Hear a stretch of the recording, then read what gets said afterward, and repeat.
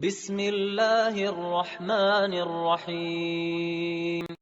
Masuk kepada bab da'awatul haq wan nasr, seruan atau dakwah kebenaran dan pertolongan.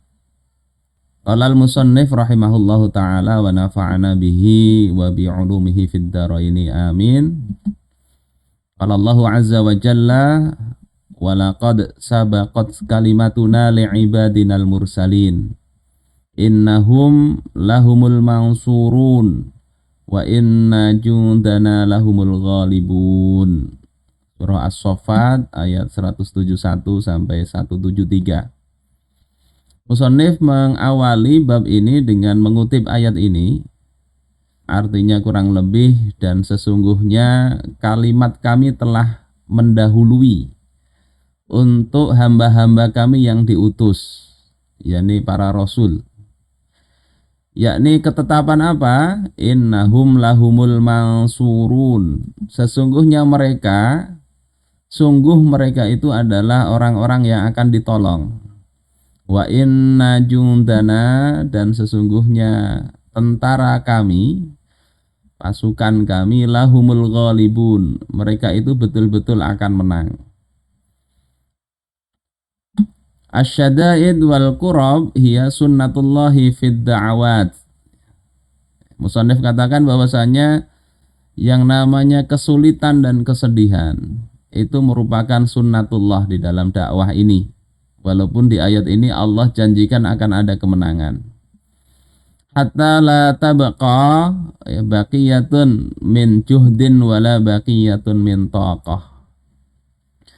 Hingga tidak tersisa lagi upaya maupun energi. Jadi orang ketika berjuang itu akan Allah berikan pertolongan ketika dia mengeluarkan seluruh upaya, seluruh energi, nggak ada yang tersisa lagi. Wasabr ala hadhihi syada'id wal masaib wa asnafil azab wa alwanihi huwa waqudul mu'min lin nasr. Kesabaran untuk menghadapi kesulitan, musibah, berbagai jenis siksaan dan berbagai warna dari cobaan itu, huwa waqudul mu'min, itu adalah bahan bakar seorang mukmin lin nasr, untuk mendapatkan pertolongan Allah Subhanahu wa ta'ala. Jadi penulis kitab ingin memberikan gambaran pertolongan Allah itu diperoleh dengan bahan bakarnya adalah berupa kesabaran menghadapi berbagai macam cobaan. Wan nasru la ya'ti illa ba'dal ya'si min kulli asbabihi dhahirah.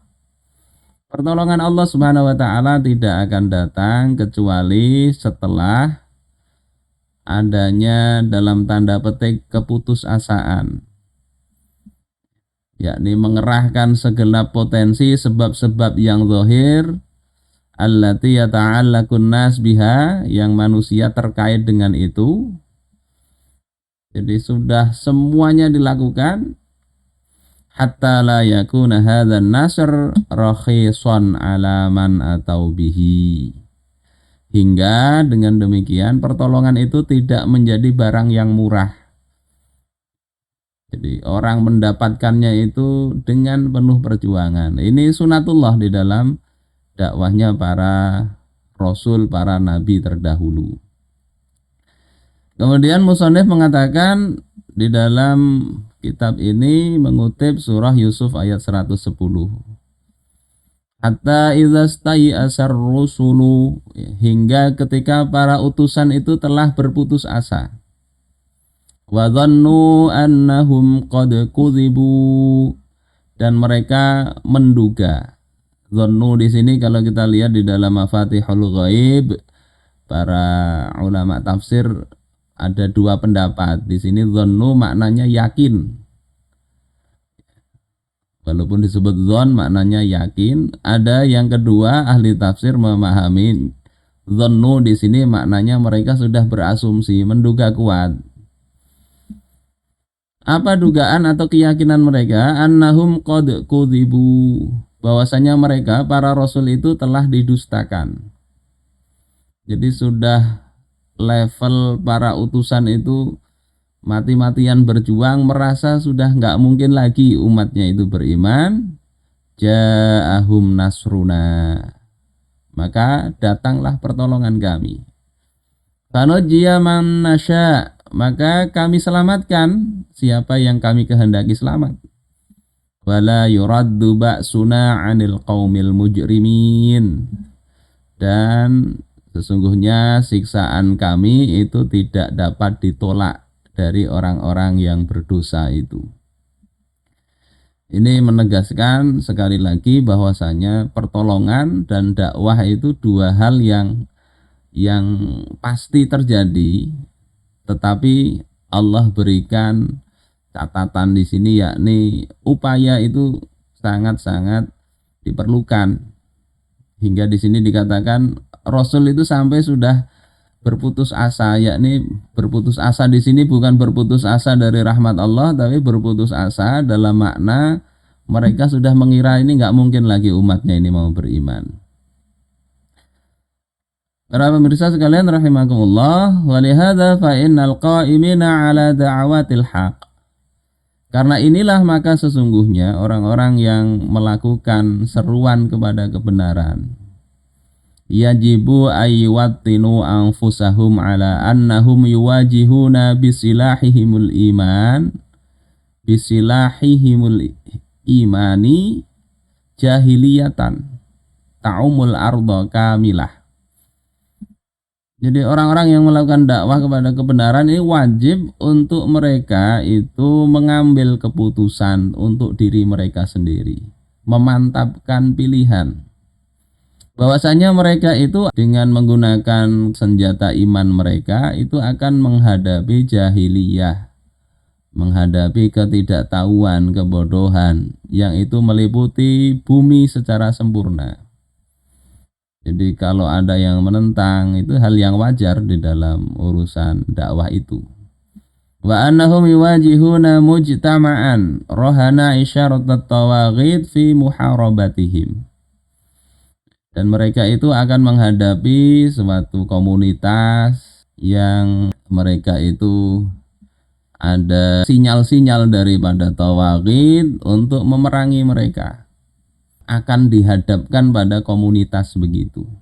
Maka karena inilah maka pertolongan mereka itu ya akan panjang, jadi memakan waktu yang tidak sebentar. Walakinnahu atin haitsu anna nasra huwa sunnatullahi fi hadhihi da'awat. Tapi meskipun panjang itu akan datang insyaallah. Ya, karena apa? Karena pertolongan Allah itu adalah sunnatullah di dalam dakwah kepada kebenaran. Wa 'ala da'iyah alla yasta'jila an-nasr.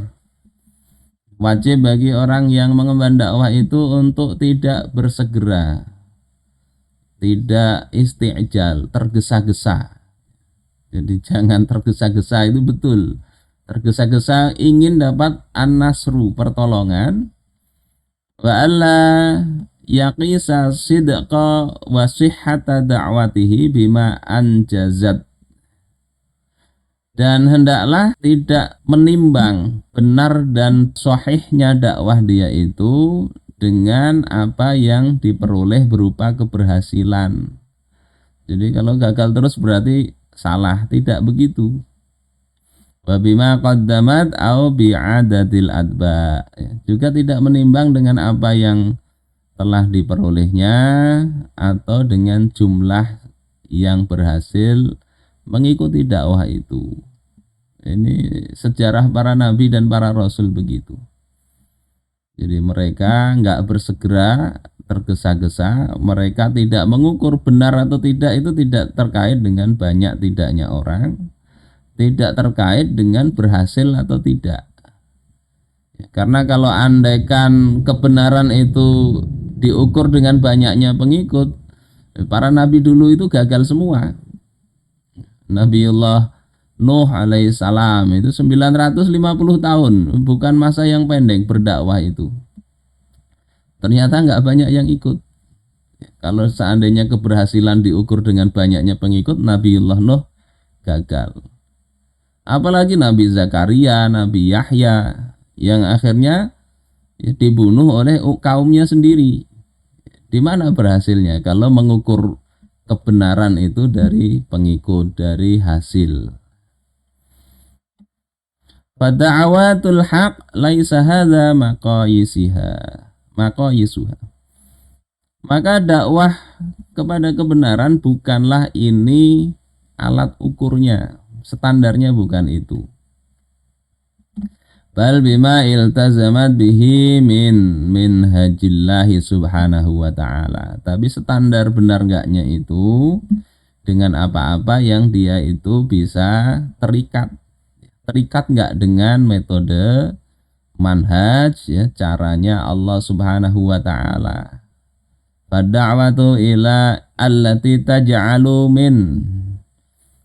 min hajillahi syar'an laha wa tariqan taslukuhu. Maka dakwah yang menjadikan metode atau manhajnya Allah ya, sebagai syariat dan juga tariqahnya. Jadi apa yang diemban dan metode mengembannya itu mengambil dari manhajnya Allah Ta'ala dan berjalan di dalam manhaj itu, hiya da'watul haq. Itulah dakwah yang benar. Wa ma'adaha batil. Selain itu batil. Wa yajibu alla yaghtarral mughtarrun bintisari da'watil batil. Dan janganlah orang-orang yang tertipu itu tertipu dengan kemenangan dakwah yang batil itu. Ya, kalau mencampur adukkan benar dengan salah kemudian mendapatkan posisi pengikutnya banyak, ya, jangan tertipu dengan itu.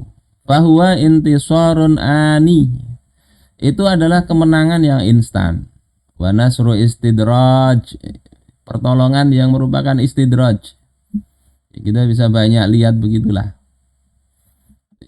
La aksar wala akal, tidak lebih dan tidak kurang, sekedar istidraj. Allah berikan sesuai dengan level apa yang mereka inginkan. Ketika keinginannya tidak menginginkan bagaimana syariat Allah diterapkan, ya mereka nggak akan dapat itu, nggak akan dapat. Wa hadzal nasru huwa alladhi ya'udu 'alal ummah bisyaqa wa ta'asah. Pertolongan model begini, yakni ketika dakwah itu tidak mengikuti metode manhajnya Allah Subhanahu wa ta'ala, tidak menginginkan Islam sebetulnya secara kafah, inilah yang akan menjadikan umat itu kembali kepada asyaqa, kepada kerusakan ya. Ta'asah sama kerusakan, penderitaan berulang-ulang ya begitu. Ba'da buzughi fajrihi biqalil, setelah terbitnya fajar kemenangan sebentar. Jadi merasa menang sebentar, ternyata setelah setahun 2 tahun kok sama saja. Sama saja. Wa ba'da ayyu'linal qa'imuna 'alaihi ahdafahum wa nawayahum. Dan setelah orang-orang yang mendapatkan kemenangan tadi, itu mereka mengiklankan, menyatakan tujuan dan niat mereka, allati kanu yakhfaunaha, yang sebelumnya mereka sembunyikan, liyatasallaqu ala aktafil ammah, agar mereka itu bisa memanjat, bisa naik ke bahunya umat, yakni tujuan yang sebetulnya dia sembunyikan. Banyak berkata-kata manis tapi menyembunyikan keinginan yang sebetulnya naik ya. Allah berikan kemenangan, setelah itu muncul aslinya, sama di kibulinya kita, padahal sudah berjuang mati-matian untuk menaikkan orang seperti itu. Liyasilu ila ma yuridun, untuk mereka itu dapat apa yang mereka inginkan. Wasyawahid amamuna katsirah wa katsirah wa la takadu tuhsa. Ya, apa yang terlihat di depan kita itu banyak ya, dan banyak hampir tidak bisa dihitung. Jadi kemenangan demi kemenangan, seolah-olah kemenangan dakwah, tapi Islam begitu aja. Islam nggak ada kemajuannya. Hukum-hukum Islam nggak ikut menang dengan menangnya orang-orang seperti itu. Ini yang disoroti oleh musannif dalam kitab ini. Kemudian beliau katakan, kita singkat saja, wabil istiqra'i yatabayyanu lana anna kulla da'watin min da'awatil haq marrat fi marahil salas. Dengan melakukan istiqra'. Istiqra' ini kita memperhatikan banyak hal. Banyak dalil, kemudian disimpulkan secara umum. Kalau bahasa ini penelitian itu metodenya metode induktif, istiqra ini. Jadi ada hal-hal yang khusus, kemudian ditarik kesimpulan umum. Maka akan kita dapati bahwasanya dakwah yang benar itu nanti akan melewati 3 marhalah, 3 tahapan. Ini bukan 3 tahapan dalam rangka aktivitas dakwahnya ya, tapi ini 3 tahapan yang dilalui oleh orang yang berdakwah maupun ya siapa saja yang melangkah dalam jalan dakwah itu. Yang pertama itu adalah marhalatud dakwah wal inzar. Ada fase seruan dan peringatan. Yang kedua itu ada fase takdzib wa ta'dzib. Adanya pendustaan dan penyiksaan. Kemudian yang ketiga marhalatun nasr. Ya. Fase 3 itu adalah fase Allah berikan pertolongan. Wahia an-natijah, dan ini adalah hasil dari 2 marhalah sebelumnya kalau dijalankan dengan benar. Nah, kemudian musannif ini menceritakan banyak ya cerita-cerita para nabi dan rasul yang cukup panjang, nggak mungkin kita bahas semuanya. Ya, bagaimana para nabi dan rasul yang dulu sampai Nabi Muhammad itu melewati 3 fase ini di dalam dakwahnya. Ini bagian awal nih saya sampaikan tentang bagaimana Nabi Nuh alaihissalam. Inna arsalna Nuhan ila qaumihi an anzir qaumak. Sesungguhnya kami telah mengutus Nuh kepada kaumnya, an anzir qaumak. Hendaklah engkau beri peringatan kepada kaum engkau. Min qabli ayyatiyahum azabun alim. Sebelum datang kepada mereka azab yang pedih. Kemudian Nabi Nuh melaksanakan itu ya, qala ya qaumi inni lakum nadhirum mubin. Nabi Nuh berkata, wahai kaumku, sesungguhnya aku ini adalah pemberi peringatan yang nyata. Ani'budullaha wattaquhu wa ati'un. Agar kalian itu menyembah kepada Allah, bertakwa dan taat kepada Allah. Ini fase seruan dakwah. Semua nabi juga begitu, termasuk Nabi kita Muhammad sallallahu alaihi wasallam. Allah katakan wa anzir ashiratakal aqrabin. Beri peringatan kepada keluarga-keluarga dekat engkau, kerabat dekat. Kemudian fasda' bima tu'mar wa a'rid 'anil musyrikin, gitu. Itu perintah. Level pertama diberikan peringatan, pelajaran. Kemudian level berikutnya itu pasti ada namanya pendustaan. Nabi siapa saja itu. Ada takdzib wa ta'dzib. Seperti ini Nabi Nuh misalnya, kadzabat qablahum qaumun Nuh. Fakadzabu 'abdana wa qalu majnunun wazdujir. Sesungguhnya sebelum mereka itu kaum Nuh telah mendustakan hamba kami, kemudian mengatakan majnun, gila itu, wasdujir, dan mereka itu dicegah, dirintangi dakwahnya itu. Di dalam surah Nuh itu ketika mereka diseru, mereka nutupi telinganya.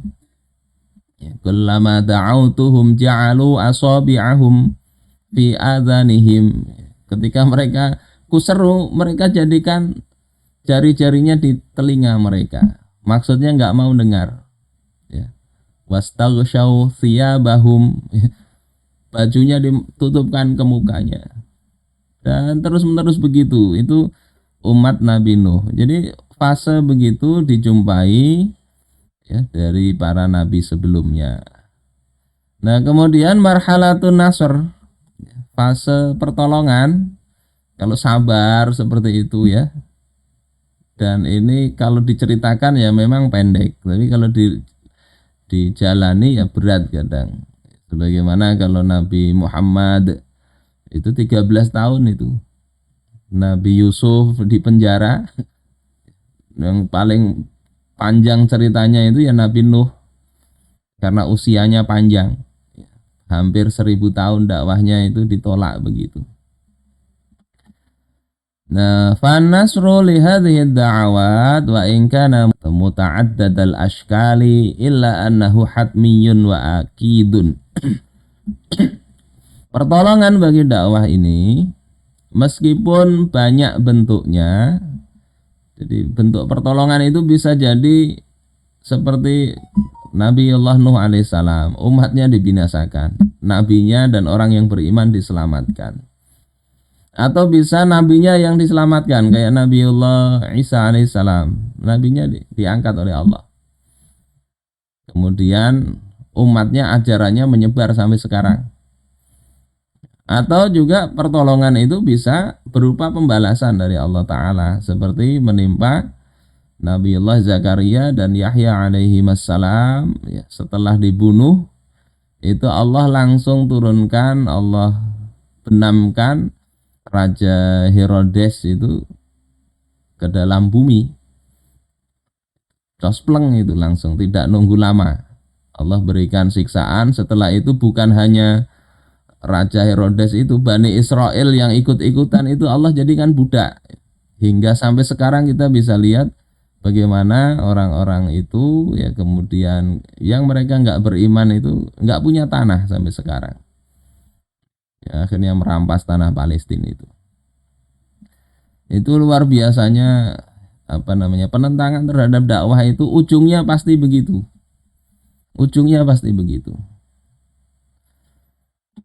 Jadi walaupun banyak bentuknya, ya, atau pertolongan itu bisa sempurna sebagaimana pertolongan kepada Nabiullah Muhammad alaihissalam sallallahu alaihi wasallam. Jadi nabinya Allah selamatkan, Allah berikan kekuasaan, ajarannya tersebar hingga sekarang. Jadi banyak bentuknya, tapi itu pasti Allah akan berikan pertolongan.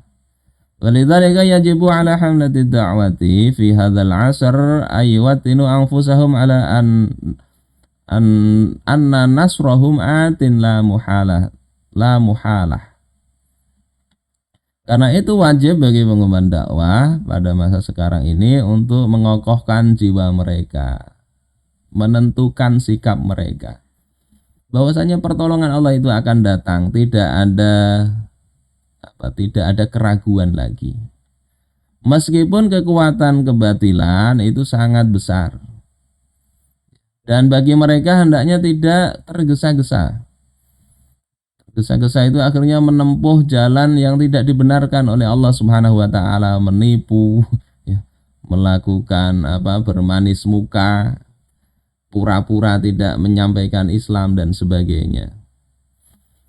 Tidak ada seorang pun yang tahu bagaimana adanya hikmah di balik Allah akhirkan pertolongan itu. Kita hanya menduga-duga. Allah bisa mundurkan pertolongan itu. Kalau di dalam tafsir Al-Haqqi itu dikatakan di Ruhul Bayan, ya, Ismail Haqqi Al-Barawsawi itu mengatakan bahwasanya kadang pemberian itu diakhirkan untuk memberikan sesuatu yang lebih besar. Jadi pertolongan itu bisa diakhirkan supaya lebih besar Allah berikan. Dan atas mereka itu hendaknya juga tidak usah menoleh kepada kebatilan, walaupun kekuatannya besar. Sehingga kalau dia menoleh ke situ, fayadubul ya'su fi nufusihim, maka rasa putus asa itu akan merasuk ke dalam diri mereka. Begitu melihat besarnya kekuatan orang yang menentang dakwah itu. Akan tetapi sebaliknya mereka itu wajib menjazmkan, ya, mengokohkan tentang kepastian kehancuran kebatilan itu. Dan yang paling jelas itu adalah bagaimana kehancuran kebatilan orang-orang Quraisy dan kelompok-kelompok mereka di depan, ya, pasukannya Allah Subhanahu wa taala, ya, ketika mereka berkonfrontasi dengan Rasulullah sallallahu alaihi wasallam. Begitu juga Persia, Romawi di depan kaum muslimin. Ini semua hendaknya yang kita perhatikan, tidak lagi memperhatikan, ya, bagaimana kehebatan kebatilan itu.